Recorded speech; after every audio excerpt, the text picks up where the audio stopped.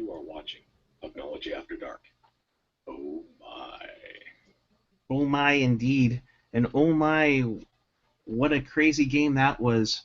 Welcome to Pucknology After Dark, following a 5-3 Sharks loss to the Dallas Stars. I am joined by our usual constituents, Eric Landy and Chris JWS. We might have some guests join us a little bit later on in the show, but if you want to be a part of the show, here's how you do it. You use the hashtag to ask questions or comment, and that hashtag is Technology After Dark. You can follow us or tweet us at all the Twitter handles below. The main one, of course, is Pucknology. You can definitely use mine at PuckGuy14. With us today is at ChrisJWS and at Eric Landy. And feel free for more post-game coverage after today's show. Whoops, there's one out of the blue. Feel free to go to pucknology.net and follow us and get the best info and the best coverage of Sharks hockey you will ever find anywhere, including the radio stations. All right, guys, good evening, or damn it, good afternoon to you. Hey, it's Saturday night on ice. It's all right. Right. You know, look how dark it is out there. I mean, I swear that's not natural light that's on my face right now. I just have this really good lighting in my little room here. I swear. And what's interesting is Chris has just come back from a whirlwind trip across the country. We had a little bit of a production meeting yesterday, and it was interesting to have him on the airplane trying to figure out what the heck is wrong with our graphics. For some reason, I'm back with my graphics. Chris doesn't have it, although Chris had it on the airplane, and he's very disappointed because he wanted to break out Doggy Wilson today. Hey. It's always a good time for Dog Wilson. Always. Always. And it is nighttime. Like I said, it is Saturday night on ice at 12 o'clock. True that. All right, let's get into it. Landy, good evening. Oh my God! All right. And we have daylight savings time tomorrow, which is going to throw me off completely as well. All right. Anyways, Landy, good afternoon to you. We will start with you. Your initial thoughts of a 5-3 Sharks loss to the best team in the Western Conference, and they showed it today in the Dallas Stars. Overall, I thought the forwards played pretty good. I liked their bounce back against the pretty bad shorthanded goal they let Dallas have. Penalty kill was pretty good until the end, of course.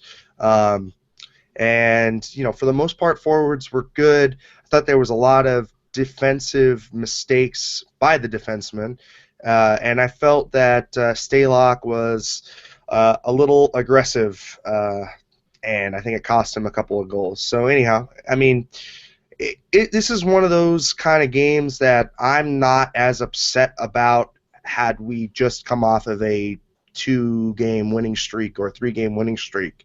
But right now, when you're in these lulls where you've only won 1 and 4 in the last 5, I mean, you got to get some points here, guys.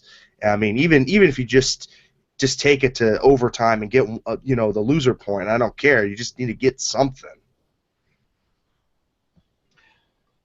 I agree completely. You are not looking very well right now. With outside that Carolina game, which you could kind of say was a gimme because Carolina isn't the greatest team at the moment, but right now Carolina is tied with the Sharks in the overall standings, and the Sharks are slowly dipping away now, and it's not looking good at the moment. Chris, hello to you. Your initial thoughts coming into the game? Well, not to repeat too much of what Eric said, I agree with him for the most part. One encouraging thing was special teams. The power play goal they gave at the end, that was empty net, so really I wouldn't even count that. Aside from that, they were 4-0 on the penalty kill. They were 2 of 4 on the power play. So largely, it was good to see special teams come back to life because they've been on life support the last several games or so. In Nashville, power play was not so great. So it was good to see that. Just it was again defensive mistakes. Paul Martin makes the defense better, but he doesn't fix all the problems. I counted at least one goal there where it was directly on Burns, and another goal where he was not the best in positioning. So it's same old story, right? Yep. Yeah, and another thing to point out too is I thought the officiating was very ticky tacky. I felt like they were giving Dallas a lot of picks. They called one or two, but the Burns goal, the goal where Burns fell down, he was actually interfered with. And Yeah. I know Yeah. Randy and Jamie both kind of pointed it out a little bit later. But what I didn't like was they kind of glossed it over just a little bit, kind of giving it a little bit of not trying to harp on it, I guess, as the announcing crew. But I felt like it was a big deal. I felt like Burns' momentum, he was starting to kind of reestablish himself on the ice with both feet, and as he was doing that, he gets cross-checked to the ground. And it was just that kind of inconsistency in the calling that I did not like. I felt like Marlowe, when he dumped the puck in and then he went to retrieve it himself, got stopped up by two of the Dallas players. I felt like that kind of went uncalled. It's just when you've got to face through challenging calls and calls that haven't been made, you've got to just play that much better. And the Sharks weren't able to do that. They weren't able to get through those non-calls. And I'm not saying that it was a horribly officiated game. I just was saying that it was ticky-tacky and it wasn't consistent enough. And so in order to battle that inconsistency, you've got to put in extra effort, and you've got to be that much more crisper. Yeah, I mean, the officiating didn't do them any favors, but their defense was really sloppy at times, and I think that was the biggest thing in the entire game, whether they were, interfered with or not. The one that really pissed me off was the closing the hand on the puck one that Braun got. At least what I saw of it, I have no idea why that was called, but it worked out okay for them, but still. Right. It was a brief delay. I mean, he closed his hand on the puck, but it wasn't like he held on to it forever. It was a very marginal call. I liked how they got one pick call with, I believe it was Goligoski on Vlasic. But yeah, that Burns one was very iffy. Definitely gave Fiddler plenty of room to come around and do a wrap around on a goal, which I can't blame Stalock on. That one was, he had like pinpoint accuracy on that, and he just roofed it in perfectly. Okay, so I guess it's kind of a good segue into the goaltending, but I felt like Stalock backed way too much up into his goal there. Like, I felt like he made himself smaller. He'd already gone down into the butterfly, and he was able to jack it up. And so I didn't like that he went down that quick. Yeah, that was the feeling on the radio as well. I was listening to that portion, and that was Brett Hedican immediately said was he went down way too fast on that. And so it's just his decision making on when to be aggressive and then when to retreat back into the net is not good. And that tells me that it's because he's not getting enough playing time. And like we've kind of all said before with Stalock, is that he's got to kind of get into a good repetition to be, effective. And we have Jones as a number one. You can't give that time or do a timeshare 50-50 between him and Stalock because Jones is your guy. So I just don't know that Stalock is an effective backup at this point. Yeah, I agree. I mean, I noticed the kind of a lot of what you said there, where he was getting way, way out there sometimes early in the game. It didn't cost him a goal or anything like that, but there was a couple times where he was like way out off to the side of the net. He like fall down, and luckily for them, one of the defensemen was there to clean up the garbage. But because the net was just wide open and he was nowhere to be seen, so I don't know. Yeah, he seems to go way back at times, seems to go way out at times. Very erratic in that respect. Yeah. I was just gonna say, he played back a little bit on that Fiddler goal. However, the opposite happened on the game-winning goal, where he was out a little bit too far, and you could have challenged it a little bit for goaltender interference. I highly doubt that would have worked anyways compared to offsides. I really don't know what Sharks coaching staff or whoever told him to challenge it said to go and look at it. I don't know if he was just trying to get a big rest for the guys or whatnot, but I think Stalock he came was out a little throwing bit. shit at the wall to see if it sticks, Well, mostly. if we're doing that and we're only 9 games into the season, we're in big trouble then. Well, If no, we're I mean in the sense of like you're gonna you're gonna need a timeout anyway soon, probably may get your gathering. So or maybe just throw out there in case something happens, but you just as opposed to taking a timeout. And it was a close. I mean, it was a close play. So it wasn't like it was something that was blatantly not, offside. So I mean, or blatantly, it was blatantly onside. So there was a little bit of gray, but I can understand frustration on either side. But just the way that the defense played was very jittery, and there was a lot of mistakes. And I think they play different when Jones is back there because it's just that calming effect. Like, okay, we can take a bit of time because if we do cough it up, we have Jones back there.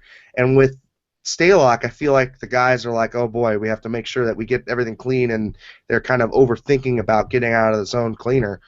I saw Tennyson do a no-look rim around the boards on his, I guess, on his weak side, so on like a backhand rim around, and gave it straight to Dallas. I mean, and it was just like, what are you thinking? Why would you do that? You can just eat the puck, or just wait for some forward backup, and then just slowly move it out and be okay. Instead, he wanted to rim it up quick.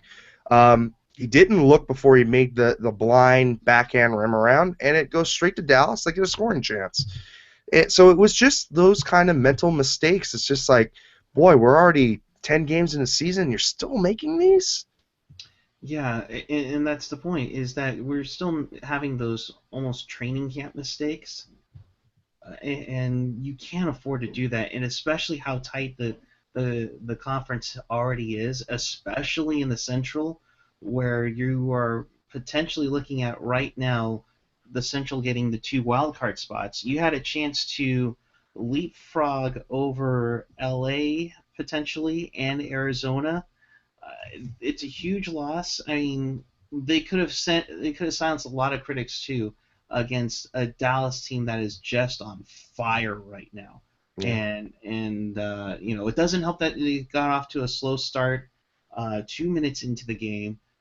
It doesn't help that they gave up a shorthanded goal to Daddy. Uh, and again, we have two former Sharks play exceptionally well No, after their time in San Jose. Niemi did not play exceptionally well. I He don't. got the W. He played well. He I'm sorry. he was okay. I would not say he played exceptional. I wouldn't say it was like um, us giving up Kiprusoff and Kiprusoff then becoming the Vezina caliber goalie he was. It wasn't like that. But he played better than Stalock to get the win. Yeah, that's And what I was gonna say. He didn't play amazing, but he outplayed Stalock, and that's all he had to do. yeah. Exactly the point. But here's the other thing too. What's his record now? I don't have that on me right, but and they're 8-2, and they have a tandem going, which was what I thought we were going to be going for. It just seems like.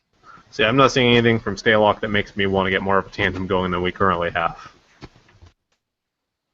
Agreed. Both of his outings. I thought he played better not today been very than. Well, I Well, he kind was of agree with he was that. horrific the first outing though. Oh yeah, he was horrific. Yeah, being better than that's not that hard. Okay, so Staylock had a .833 save percentage tonight, and that's pretty horrible. And Niemi only had a .897. So he did not play well. If this was Nashville and Nashville had scored 3 goals, that would be on lockdown. And Pecorine would just say So because it's the Sharks playing with Alex Stalock, it just was not. It was a recipe for this kind of game where it was going to be high scoring, and whoever dared to make the save first would win it. Yeah, I mean, I think we've discussed this before, but I'm thinking more and more backup goaltender has to be one of the big discussions we have in the off season because it doesn't seem like, I mean, Stilak's a free agent, and it doesn't seem like even if we wanted to re-sign him, he's a good fit to be the fill-in when you need him kind of guy. We've said before he seems to need a lot of reps to really get into a groove. And that's really not what your backup can be. Your backup has to be the guy who can fill in at a moment's notice and be effective. Mhm. I mean, there's a reason why there's guys who can't play like in the NFL who can play quarterback pretty decently, but they're not good at standing in all of a sudden, so they don't even get backup jobs because that's not what you need your backup to be. You need your backup to be able to come in there and be minimally effective with minimal spin up time. You almost have to be on your game mentally before anything else when you get into the net. Now Yeah. let's talk about this then, guys. There are some people, including Ian, who was online, uh, talking about why Jones wasn't in net against one of the better NHL teams, as opposed to him starting tomorrow in Colorado. I know that Stalock has done fairly well against Dallas, which is why I would assume DeBoer put him in net. My question to you, it's a simple one. Would you have started Jones today and let Stalock play against Colorado, or would you have kept it as is?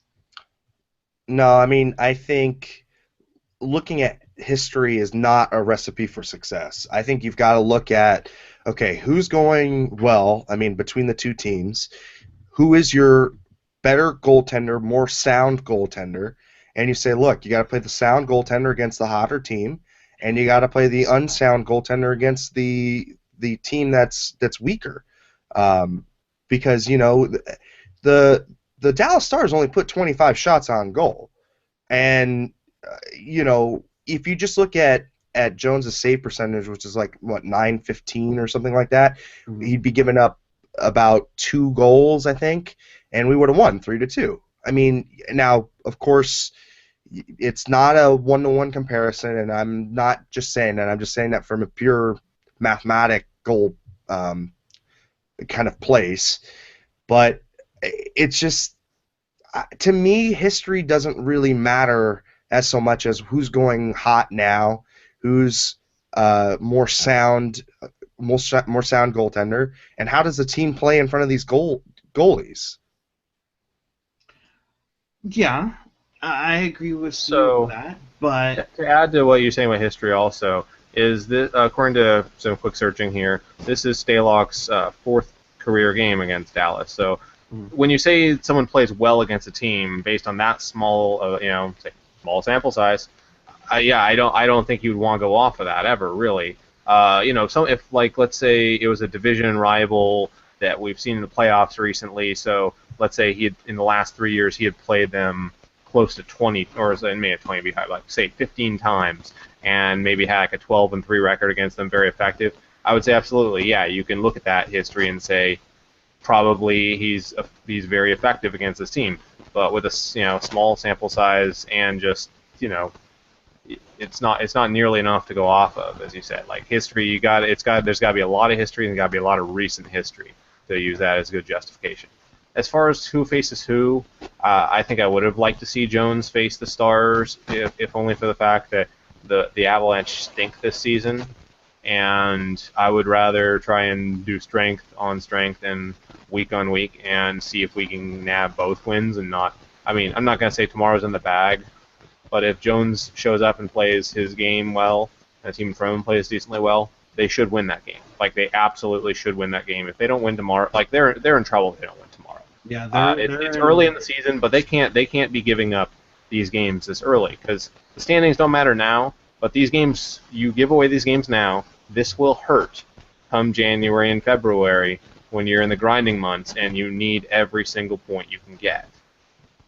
Right, and I have, if you can focus on me, Landy, really quick. This is the standings right now at this time.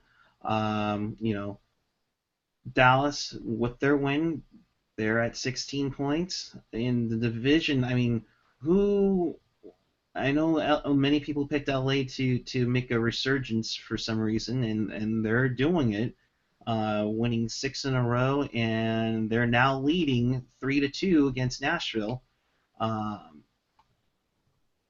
So they could be right up there at 14 points. Remember, at one time, this team had an 8-point cushion on LA and Anaheim, and have only gotten 1 win in their last 5. Yep. I mean, that's what I'm saying. Like, they need to win tomorrow. Like, they really have to. I mean, because they could have won against Nashville. It would have been nice. Not surprising that was a frustrating loss.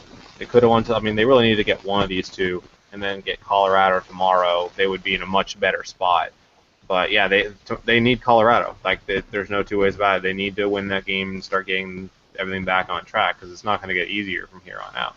Or hell, start Jones both games and then play Stalock against Columbus on Tuesday.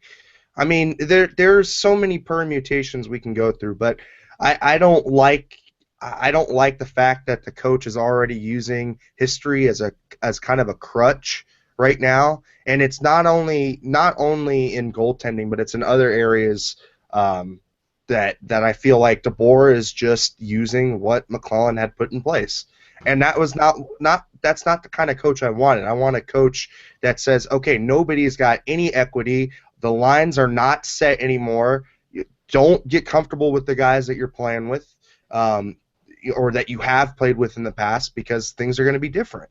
And right now, I'm seeing way too many similarities to the Todd McClellan regime. And if that's the case, then why the heck did they make a move? I mean, I don't know. Don't tell me it was a mutual agreement per se, because I mean, come on. Yeah. Let's not rehash this too much, but the McClellan thing, it's I don't know. When Eric says, don't pay too much attention to history, I think what you mean more is, like, don't spend all your time chasing results. It's like when you're if you're gambling or whatever, and you get several spins in a row, you shouldn't just up your bet just because you won several spins in a row, because the next spin has nothing to do with the last couple. You should look at there's a bigger picture always. You can look at what the actual odds are and figure out what that's the same thing with these games. You can look at the last couple of games against Dallas Stars. You'd be foolhardy to do that. Look at the bigger picture. Look at how we played against teams with similar types of game. I mean, expand your sample size to the point where you're looking at 20, 30 games, and then make better decisions then based on that. No, and so like, I've been floating around on Twitter and on the CSN comment section. It's like, I don't understand this incessant pairing of Thornton and Pavelski together. I don't understand why they don't take Pavelski off Thornton's wing, put him as a second-line center, move Hurdle back to the third line, move Tierney back to the fourth line, and then mix and match wingers with them. Because right now, I mean, I felt Hurdle did a really good job playing second-line center today. However, if he would be a third-line center, he would just gobble up the weaker competition. And then you have Tierney as your fourth-line center, who would gobble up any other fourth-line center that's out there. I mean, now, maybe not physically, but skillfully and just mentally, he would be an awesome fourth-line center to have. And so then now you've kind of rebuilt your center depth, and then you mix and match wingers in there. You get Ward to go up with Thornton, so you have a Ward, Thornton, and Donskoy line. Then you have Marlowe, you have Pavelski, you have Wingles on that third line, or second line. On the third line, you'd have Hurdle, you'd have Nieto, and then I would say maybe Smith, or you could put Goudreau, somebody who's kind of got a little bit of that wrecking ball mentality. Then you have Tierney with Brown, and then you put, like I said, you either have Smith or you have Goudreau, and you can kind of flip those around. When Melker comes back, you take out Brown, and then, that's great center line depth. The wingers are pretty good, and you can go be a force. And I don't understand why Thornton and Pavelski have to be together all the time, or why Ward and Marlowe have to be together. I just don't get it. See, I think I would say one, they've been extremely effective, but as far as Thornton and Pavelski together, if you've been tracking the face-off numbers, Thornton has struggled this year a lot, and a lot of what's been keeping that first line afloat in that department is Pavelski stepped in and taken a lot of draws. Like I don't know if there's something off with Thornton right now or something's going on, but this is the worst he's played in the dot in his pretty much his entire career. He's still early in the season, but so far this is as much as he's struggled. Well, that's why you have below Ward. 50%. Well, that's why you have Ward. But I think it's Ward's going to take face-offs. Ward's got a above 60% face-off percentage right now. He's been taking face-offs on that second line. Okay, yeah, I haven't paid attention to his percentage, but okay. Yeah, I'll also look at the numbers. Then two things first. Then one, what's Hurdle's face-off percentage? Because if Ward's winning a boatload of draws, is Hurdle getting kicked out of the face-off circle a lot? And two, I think for Thornton and Pavelski, I think you have a whole lot of power and power. I think if you were to, and not necessarily say downgrade from Pavelski to Ward, I think Ward has been exceptional this year, but I think in the end you're going to see Pavelski score more goals, and I think Jumbo will be more effective with more of a stronger goal scorer with Pavelski, and that's probably why they keep him there. Pavelski. I agree with what you're saying, but I'm thinking they're trying to do a power move with Thornton and Pavelski. To me, we've seen Pavelski be able to center his own line, and we've seen his scoring clip stay relatively similar. His possession stats are relatively similar when he's away from Thornton. Why not spread the wealth a little bit and bide your time until Couture gets back? That's what I'm thinking, because right now those lower lines are not being effective at scoring, sans the shorthanded goal today. They're not being effective 5-on-5, and if you're able to get those mismatches, especially on the road again, then to me it's a moot point. You'll get Pavelski and Thornton back in 2 weeks or whenever Couture comes back. Right. So it's like, for a 10-game span, not that big of a deal to break up Little Joe and Big Joe, or Big Pavelski, whatever you want to call him. And here's the other thing too. The next stretch of games are very winnable before the Sharks hit the road again for another Eastern swing. You are in Colorado tomorrow.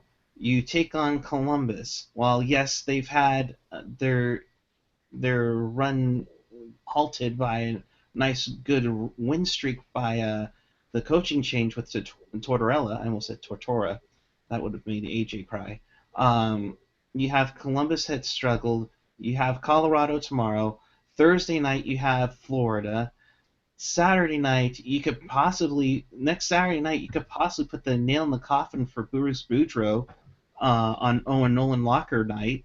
And then, the Islanders have been playing well, but they've been up and down this season as well. So that's the stretch of 5 games in the next 10 days. And if you don't get maybe 7 out of 10 points in that stretch, who knows where they could be in the standings? Because with LA are now they're tied. So Nashville and LA are tied. But if Nashville gets a point, they go to 16. LA, they'll at least go to 13. I mean, now you're 3 points out, and you have Minnesota, Winnipeg, and Chicago, three teams who made the playoffs last year, mind you, are right above you. And oh, by the way, if Edmonton wins tonight, they're right back. They're tied with you in points. Yeah. Granted, they played two Ouch. more games. Yeah. So Yeah, that's starting to get a concern right now. Even though we're at the end of October, like I said, it doesn't matter when you get your points, you got to get points. Yeah. So as of I think this is before tonight's game, face-off percentage-wise, Joel Ward's at 64.4%. Hurdle is at 62%. Pavelski's at 59%. Tierney's at 52%. Thornton's at 49.4%. Now that is a little bit off his career numbers, but it's no means is it. I mean, it's below 50%, but not by much. And if you're pulling above a 55% up to about a 60%, over a 20, 30 game span, then that's pretty good. So I'm not worried. I'm not really worried about Thornton, but I understand where the concern comes from. So But I did scan back in his game logs over the last number of years too. I didn't definitively check all the numbers, but it looked to me like he's like this stretch like is very uncharacteristic too.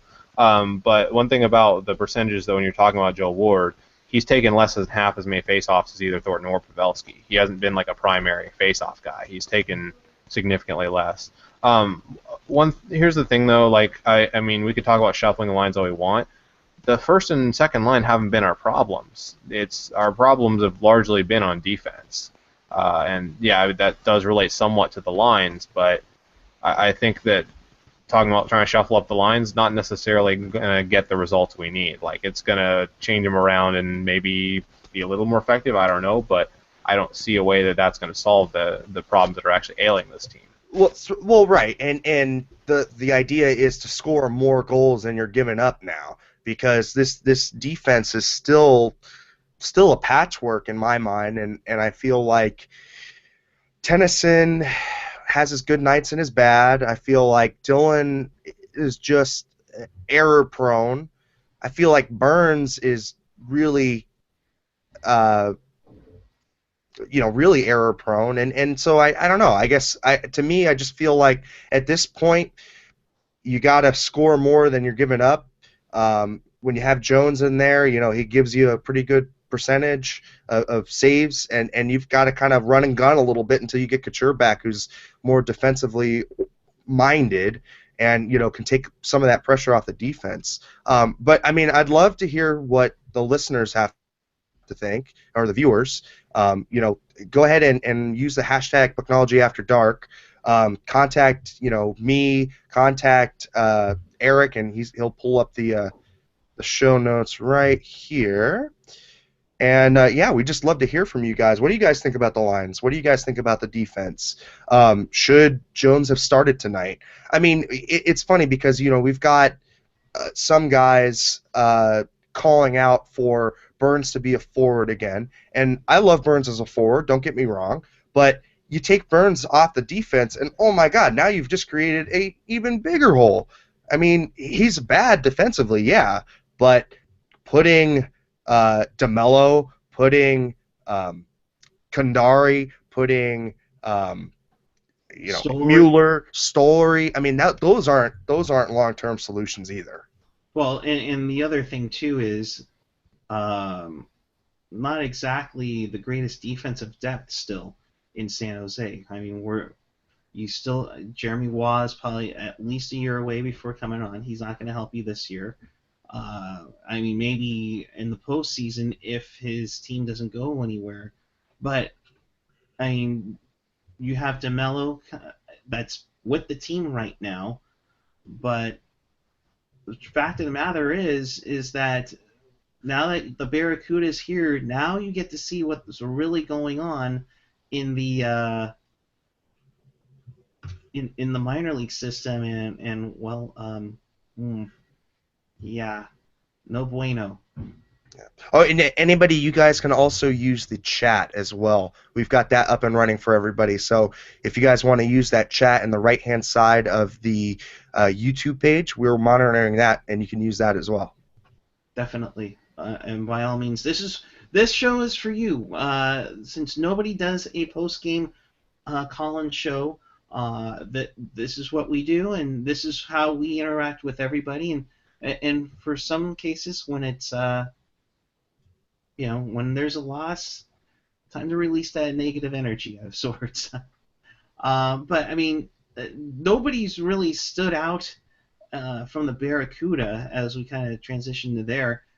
We've been calling up and calling down. I mean, it's literally been the Worcester Express, but at the same time, I mean, we're still seeing the same old things. Nobody's stood out at all, and that's a little concerning as well. Well, Eric, how do you feel with the exceptional coaching down with the Barracuda? I know you don't have many opinions on that. Okay. I guess it's time for me to go on the. Or do we need to bring the angry AJ tree up for this? Oh gosh, I could break out the angry AJ tree for that if you want, but I don't think the angry AJ tree or AJ for that matter gets upset about it as much as I do. Again, Roy Sommer has been the top development coach since 1998. When's the last time? Let me get the graphic off of me here. Thank you. When's the last time Worcester or Cleveland or Kentucky made the conference final in the AHL? I mean, there's one thing. The other thing too is how many times have they made the playoffs in the last 8 years? Woo, great question. I mean, they made the playoffs last year and went quietly in I think 5 games. But here's the problem.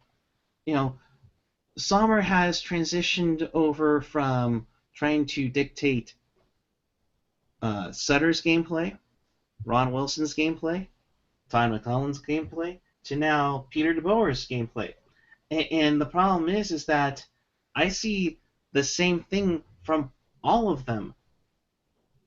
And it's tough to score, rough defensively, bad turnovers, and a craptacular power play.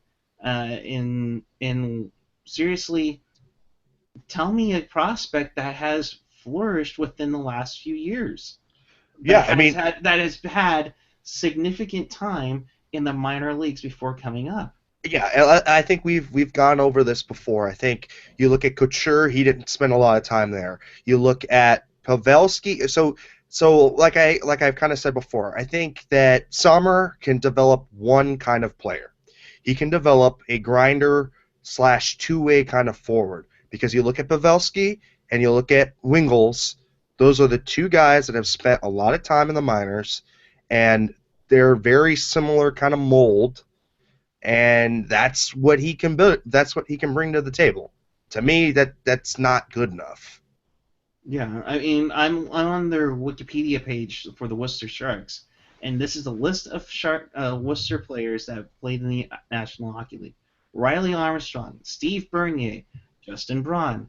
I'm not going to count Adam Burge because he was already a Cup winner by the time he was like Joe Callahan, Matt Carl, Tom Cavanaugh. Cheech was up here for a while, but he was already on his way down when he was in Worcester. Couture was there for a little bit, and then he got the call up. Matthew Darsh was probably their best goal scorer, and he was there for the first season. That was it. Rob Davison, Jason Demers, Stanley Cup champion Andrew Desjardins. I mean, he wasn't more than a fourth liner, it seems like. Scott Ferguson, Ben Ferriero, Barclay Goodrow, Josh Georges, Thomas Grice, Dwight Helmanen, Tomas Hertl. He was there for when we sent him down for the All-Star game. And Goodrow didn't spend a lot of time either. Yeah, I mean, Carter Hutton, Mikey Golden, Matt Irwin, Derek Joslin, Lucas Caspar, Tim Kennedy, Claude Lemieux. I mean, that was at the end of his career. Brandon Mashinter, John McCarthy, Jamie McGinn, Fraser McLaren, Kyle McLaren. He essentially retired after that. And Tiny, Jamie McGinn kind of fell into that same mold of the Wingles and the right, grinding types. right. Mike Moore, Mirko Mueller, Douglas Murray was probably the most significant one I've seen out of the whole thing that spent some time in the minors with Sommer. Stanis Ozelinch was there for a moment. Dimitri Patzel was gone quicker than you can say Brian Boucher. Pavelski was there for like a month. Hall didn't do anything. Seto went up and down, and where's Seto now? James Shepard. Stalock's been there. Brad Staubitz, Matt Tennyson, Patrick Traverse, Ryan Vesey. Vlasic was there for a short time in between long stretches of games. Winkles, okay, maybe I'll give him Winkles, and then Steven Zalewski. I mean, tell me, outside of Pavelski, who was there for a month, Couture, that was there for, a cup of coffee, tell me, out of these Worcester players, who's done anything in the NHL, let alone with the Sharks? Yeah. I mean, he's not developing anything. No, and I think what scares us, and I don't want to speak for you, Eric, but I'm pretty sure you share my same view on this, is that now we've got some pretty high-end prospects who we don't want to die on the vine, and I feel like we've got a little bit of a gardener who likes to overwater, and so, I don't want him to kill Goldobin's creativity. I don't want him to make Mirko Mueller this shy defenseman. I don't want him to kill Jevlapov's goal scoring ability. It's the style that they play. It's the lack of any kind of creativity in the system. It's the lack of defensive awareness, and it's just like, I mean, I know the guy is a great guy, and he's got such a hard luck story, but you gotta you know what, make him a scout. Cut him loose from the coaching and make him a scout. We'll say this is professional sports. This is not a movie about professional sports. I'm sorry. Feel-good stories are great and all, but if you ain't winning, sorry. No. I mean, granted, he's been with the organization for over 17 years. He spent one season as an assistant under Daryl Sutter to kind of get into his sense of what's going on. But like I said, he's been through 4 coaching changes, but his style doesn't stay the same. So I'm trying to figure out, why are we still getting the same amount of players coming up? Now I'm seeing some tweets here from York at YorkMW Matthew. Hello to you, good sir. Where did our puck retrieval effort go? Our constant rushing the puck, cycling the puck. Is it all because of Couture being out?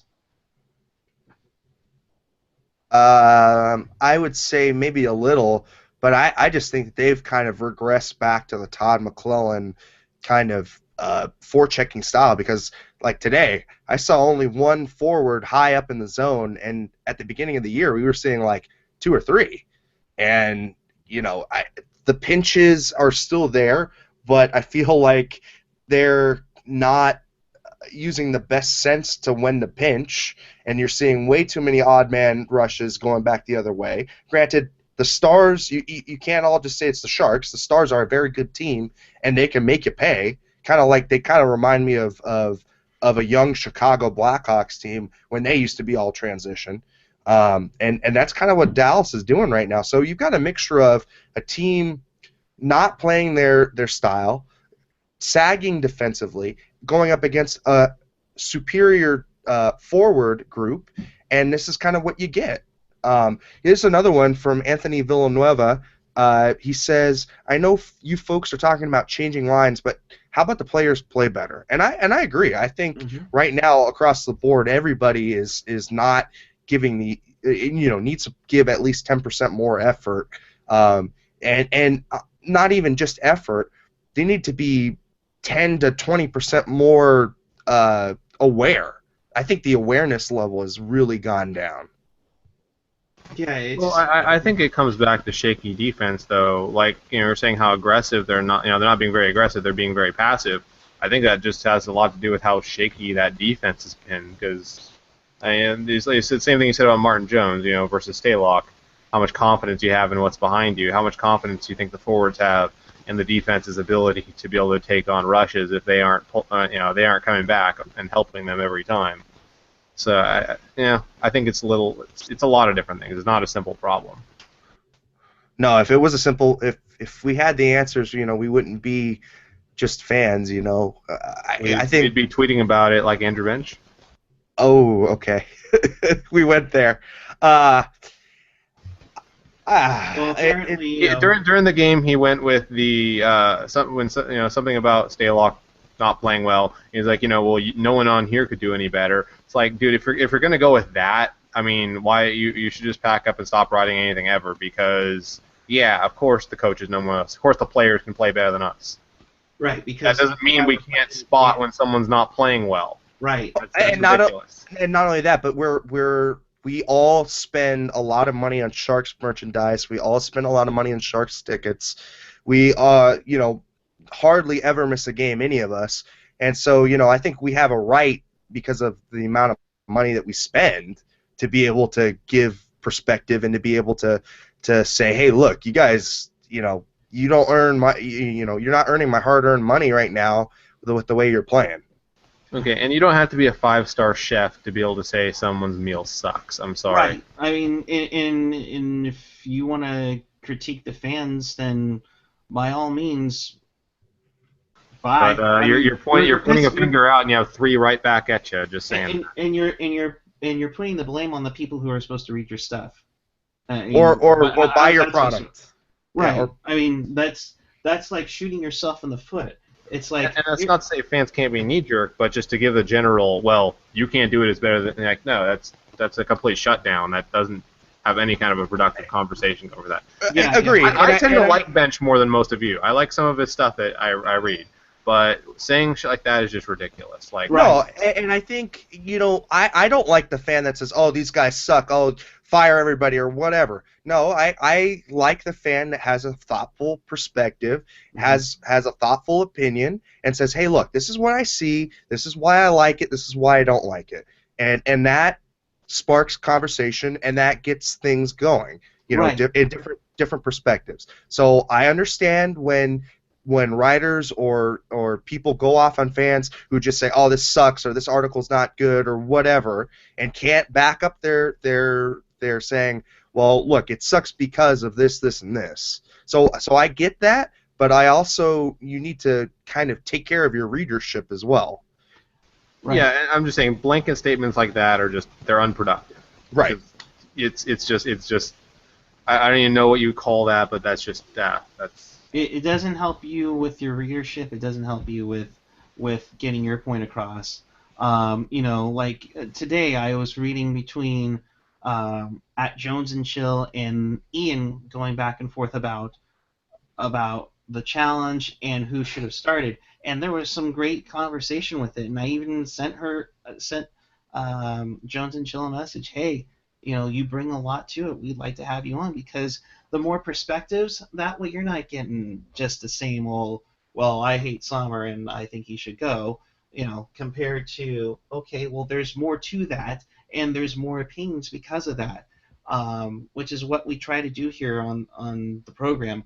But, I mean, it's just ridiculous that to say, oh, well, you guys can't do better, so shut up.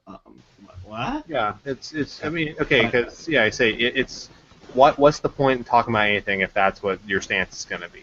Like, say, if your stance is everything sucks, it's all stupid, blah blah. Okay, yeah, I agree completely. But if you actually take the time, form an opinion, you try and back up your opinion with some facts, even if you're not completely correct, you're trying to have a conversation. You're not being disingenuous. Yeah, and you're being constructive, right? I mean, like I've had some differences with some people on Twitter before, but I always try to make sure I stay pretty cordial. You kind of try and hear them out. You kind of say why you think you think the way that you do, and you kind of work with somebody, right? Like with Jones and Chill, I've had conversations where we've gone back and forth about Peter DeBoer, and yes, they get heated sometimes, but in the end, you come back and you say, look, we both like the same team.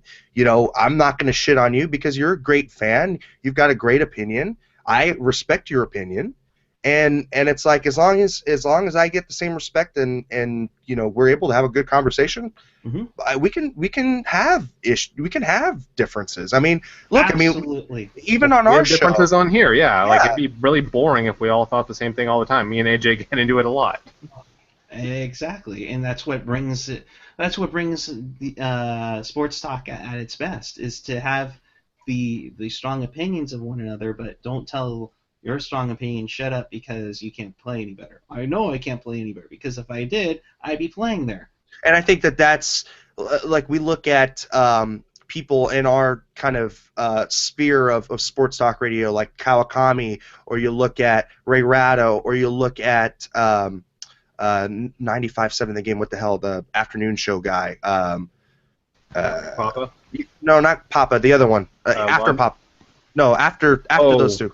Oh, the troll guy, Damon Bruce? Bruce. You look at those three guys, and they're very inflammatory, and they don't they give you very surface reasons why they think the way they do, and it's just like, come on, guys, you can't give me something more. You can't, not be sarcastic to me, and it's like I don't even want to listen to you at this point, because maybe I have an opinion every once in a while, but I just get fed up with your shitting all over everybody else. It is their shticks, though. Kawakami has never bothered me as much, but Ray Ratto, yeah, he can just... I mean, he was writing columns in the 80s about how bad Joe Montana was. Like, I'm not even joking. I looked it up one time, like, just some really old columns. Back in the 80s, he was constantly predicting the downfall of the Niners. Like, I mean, in the middle of winning all these Super Bowls, he was being the guy who was shitting all over everything. Because that's just Ray... But it's Ray Ratto. Like, I've just realized that. He's going to be negative. Just win the game. Yeah, It makes yeah, it no, so and easy. yeah, Well, I mean, what were they trying to do, Ray? yeah, it like Drew. No, because you look at Drew, right? And Drew Remenda was awesome because he called it the way he was, but he also backed it up with facts. He would always tell the listener, "Look, this is why I think the way that I do." He showed on the teleprompter, "This is where the errors were. This is how it is." And what happened? He gets fired for doing his job. Well, doesn't get his contract renewed for doing his job and doing it the right way. And I think, I mean, that really pissed me off. Yeah, it comes down to intellectual honesty. You apply the same standards all the time. If you think something's bad, you say it's bad. If you think something's good, you say it's good. But you don't just go all negative, or you don't go all positive all the time. You call it exactly as it is. And Drew is very good at that.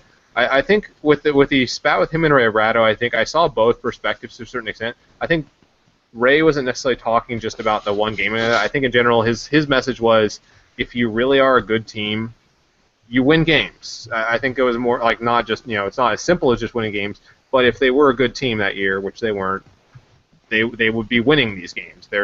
Just weren't good enough. But I saw both parts of it. I mean, Drew was awesome though. Like, what do you think they were trying to do, Ray? Yeah, and Laurel put up something on the chat, which is a really great point. She says, agreed. Would rather see a neutral comment full of facts and stats and be slightly positive, but not overly positive comments. So she says, same thing. Toe that line where it's like, look, you can give constructive feedback, but back it up and be cordial about it. And I think that's right. We're all in agreement there, and I think we all like to debate, but we all, in the end, respect each other and respect each other's opinions. So, I think... Which is where AJ and I will always say, Chris, you ignorant slut. Yes, we, no ad hominems around here. Nothing but facts. Yeah, right. and so the Twitterverse going super negative after a loss or super positive after a win, it's just like, look, people are going to show not only emotion on Twitter, but they're also going to give you some opinion and stuff. And the bad thing is you kind of have to sort through it yourself. Right. And the bad thing is, or not bad, but the thing that I would like to see is, I'd like to see some more professionalism out of some of the people on Twitter, who are supposed to be looked at as media contributors, who are supposed to give you that kind of overview and sure, they can be fans, and sure, they can root for their team and be upset and stuff like that. But when they go to write their work, try and separate out a little bit, and then kind of give you that professionalism. And right now, I feel like, especially for the Sharks, we're still in that growing out period of growing the new media and kind of establishing the lines between professionalism and being too much of a fan. I miss David Pollock. He's Yeah. Oh, I love Pollock. Pollock was the best. was He's no still hanging nonsense, all around for the business. hockey news, I think, right? Yeah, I seen him tweeting around stuff, but yeah, I miss his like game over game coverage because he was always very level headed, pretty honest. Just didn't sugarcoat it, didn't try to And be super So pessimistic. Just kind of tried to call it. Pashelka. Yeah, Pashelka is in that same mold, and I like that he kind of had a little apprenticeship with Pollock, Mhm. and Pollock showed him the ropes because the thing I love about Pashelka is he's going deeper than Pollock ever did. He's doing stuff on guys in the OHL and in the junior league that Pollock never touched, and so that's kind of refreshing to see. But he's So, still got that way, same way inside, if you will. yeah. More inside than ever before. And we talk about that, but I'll also say this: our friend, and I will kind of call her our Pucknology insider, Shalana Goldman from Bay Area Sports Guy, does just as a great job than some of these the new media peeps that we keep talking about. Definitely. It's one of the rare times we'll not pimp out our site. I'll tell her to go find Shalina's work because she is awesome with that, and whenever we can we try to sneak her on, but we know she's busy and stuff. So, Shalina, come on soon. But beside the point, yeah. And the thing is that yeah, there's gonna be BS both ways. Oh, the Sharks are fantastic. Oh my God, trade everybody. It's up to the fan to figure that out, and the more voices the better, which is why we talk about doing this show and trying to get the coverage to be more noticeable in the Bay Area. Yeah, not only that, but now you look at the Pucknology family of writing, It's huge. teal tinted glasses, and now After Dark kind of all being in the same spot. You've got a lot of great writers, a lot of great opinions, and people sometimes covering the same thing but having a totally different opinion about it, and also trying to back that all up with facts and presenting it in a really informative and really unique way, not detrimental to anybody.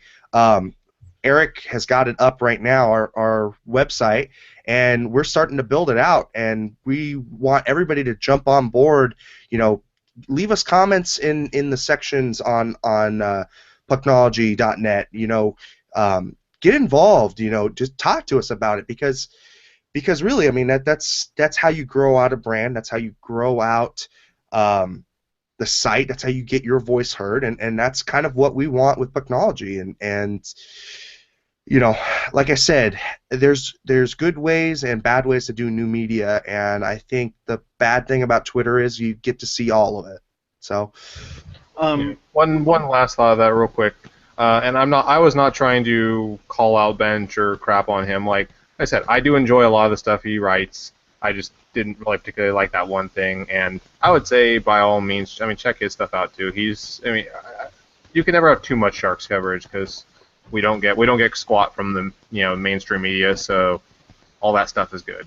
Pucknology, Tilt Into Podcast, all that stuff. What stuff Shalana does, everything. Yeah, it's just a different opinion. I think, like I said, I'm not a big fan of inflammatory pieces and of pieces that call out fans and stuff like that. That's not what I'm about. So Bench doesn't do that normally, and he's a pretty good writer. So if it's the kind of writing style that you like to read, go for it. The more information, the better. And I think Bench has some great stuff to say as well.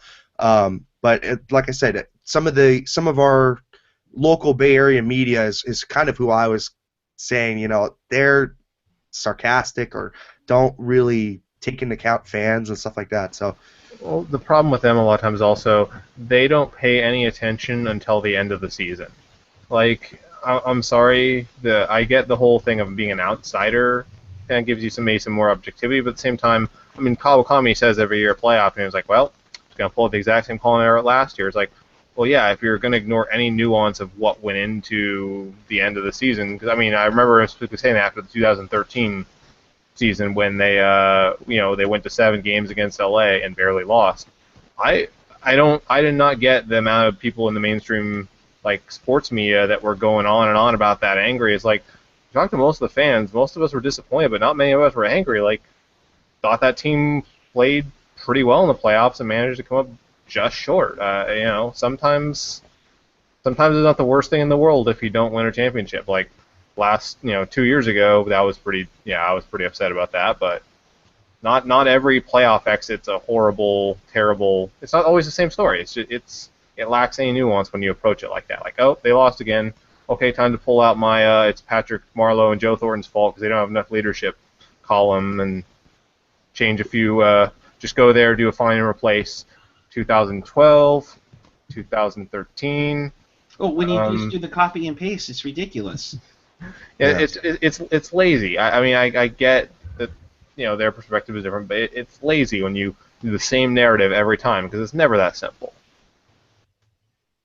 And when you get and it's Nabokov in net for the Sharks, when you get all the stupid, you don't get the pronunciations right, or you don't know where, or it's, oh, by the way, the Sharks lost 5-3 to Dallas. It's just a spit in the face to a fan base. And yes, I understand it's not in San Francisco. I mean, heaven forbid that San Francisco couldn't get off their ass to build an arena 25 years ago because they felt they don't need an arena. They had the Cow Palace. And instead of where the arena that the Sharks were going to be in San Francisco's now sits AT&T Park. Meanwhile, in Oakland, they were trying to get the Raiders back, so they didn't want to do anything for the Sharks. That's when San Jose stepped in. So, no, and look what has been cultivated in San Jose. It's been a fan base that has been very loyal to a team that at times doesn't treat that fan base with the same exact loyalty, but still, we have tried and true fans that go all the time. You get such a unique blend of people at the tank all the time. It's not just one kind of person at the tank. It's a whole bunch of different types of people, different types of fans, and it's awesome to see. And the other thing is, look, San Jose is bigger than San Francisco now. So San Jose is a melting pot of diverse people. You don't see like the classic, oh, it's just a white guy going to do a hockey game. No, you have all ethnicities in there, and it really brings out the unique. I can't talk. Oh my unique, God. Yeah, the unique. Eric, is it evening or is it afternoon? Fleur, have a drinking thing, officer. Oh. I mean, even because I go to I'm based out of San Diego, so I go to games in Anaheim, and boy, that's one kind of fan. And you go up to LA, and it's like, okay, you might get a little bit more injection of the Latino spirit there, but it's a lot of white people, and maybe a few Latinos sprinkled in. And Anaheim is like a lot of white people, and then when I go up to the Bay Area, it's like I see lots of Hispanics. I see lots of Pacific Islanders, a lot of mainland Asians, a lot of African Americans. Yeah, I mean, Indian people. I mean, all kinds of people, and so it's awesome, and it's a great experience, and it's a great fan base, and I don't understand why the media treats the fan base the way they do, why how the Sharks treat their fan base the way they do. It's a disservice to the fans, and this is why places like Pucknology have started. This is why Andy Bench writes for the Hockey Writers. This is why Bay Area Sports Guy came into existence. So support your new media and find that shtick that calls to you, because you're not just locked into the mainstream anymore. You have options. I agree with everything that you just said. So kind of blanket it up. We will be back tomorrow with another edition of Technology After Dark following the Sharks and Avalanche. Um, I'm assuming both of you guys would still be around, correct? Yes. It's possible. It depends. As he mentioned, I just got back from the Midwest, and I'm leaving to the Midwest tomorrow night, so tight schedule for my 48 hours here in San Jose, but I'll try. It might include some sleep. We're not sure though. A little bit. Oh my goodness. So to sum it all up, the Sharks lose 5-2, the 5-3, to the Dallas Stars. They are at 5-4. No, 5-5. They're even Or now. five. Oh, they're 5-5. Yeah. Oh, they didn't update the standings. Darn you, NHL.com, you freaking hosers. They are what they would call Greg Jameson break-even fever at 5-5. And LA, if my computer doesn't want it, oh, there goes that darn AOL connection again. Stop it, guys. And LA has Wins. They won.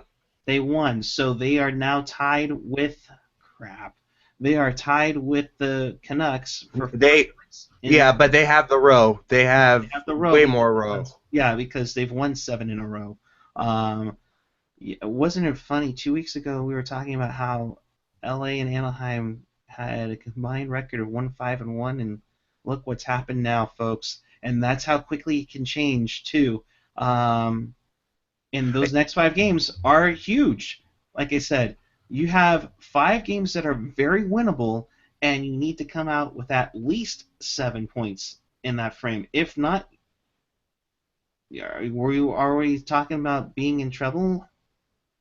Look, as in going forward in the next 2 weeks before we get Couture back, if we go 500, I'm okay with that because that doesn't take you out.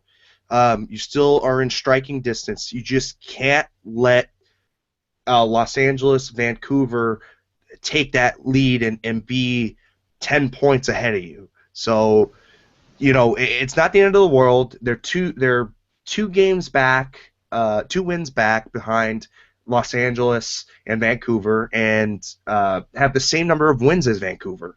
So, same number of regulation wins. I'm sorry. I think it's mostly you can't be sacrificing points that you should be able to get. Like, Yes. even if you lose to the better teams, you can't waste the points when you're playing subpar teams. You can't waste the points tomorrow when you play the Avalanche. No. Yeah, you got to win that You game. only get only so many winnable games on the schedule right now with Couture out.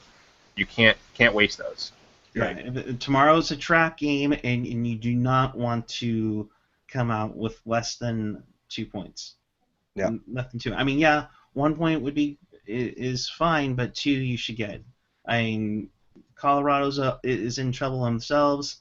They shouldn't have a problem with them tomorrow. If they do, there's some very concerned folks in San Jose, and let's be real here. It's not going to help the attendance issue, which we'll talk about tomorrow. So, final thoughts, Landy. Gotta win tomorrow. Gotta get those games that you know you can win. Toe that line till Couture gets back. It's getting closer, people. It's gonna be. He's on track for that 2-week comeback, and I can't believe this. We're talking 4 to 6 weeks, and he's actually on the upside of that. So he's coming back. He's doing well, and like I said, toe that line till he gets back. Chris? Yeah, a lot of what Landy said. Compete.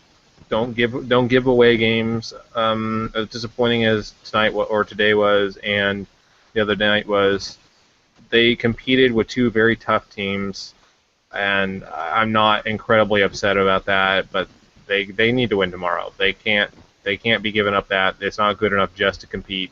Even if you are shorthanded, they need to win that one. And hopefully, same thing comes with the Blue Jackets. Like, start stacking up some wins against some terrible teams. Don't waste those opportunities because they may not. Standings don't matter now, but those wins and losses will matter 4 months from now. Right. Those little 1 point win or 1 point games that they got early in the season, or when they played down to their opponent last year, is what killed them to get into the playoffs. And now you got to get those points, no doubt about it. You're already looking at a 4 point hole, which you had an 8 point lead at the beginning of the season. One thing we want to quickly pimp out before we take off: the game worn tie auction continues on auctions.nhl.com from our good friend NHL Ties. I think Randy has a tie on there, Brody as well.